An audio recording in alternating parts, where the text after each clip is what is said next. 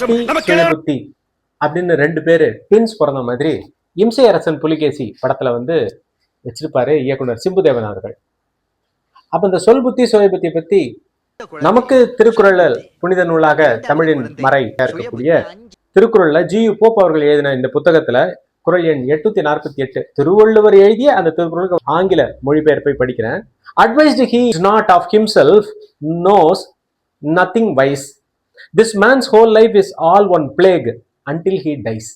இந்த ரைமிங்க பாருங்க. Nothing wise until he dies. அந்த ஆங்கில போயட்ல அந்த டியூனோட எழுதியிருக்காரு. இதுல என்ன அர்த்தம் வருது அப்படின்னு சொன்னா, ஏவவும் செய்கலான் அப்படின்னா யாராவது ஏதாவது சொன்னா அதையும் செய்ய மாட்டான். தான் தேரான் அவனுக்காகவும் தெரியாது. அவ்வுயிர் அப்படியாப்பட்ட அந்த உயிர் போம் அளவும் ஒரு நோயே அப்படியாப்பட்ட அவன் அந்த கேரக்டர் அவன் உடம்புல இருந்து அந்த உயிர் போற வரைக்கும் அது உயிர் அல்ல, அது அவனுக்கு பிடிச்சிருக்கிற நோய் அப்படின்னு சொல்றாரு.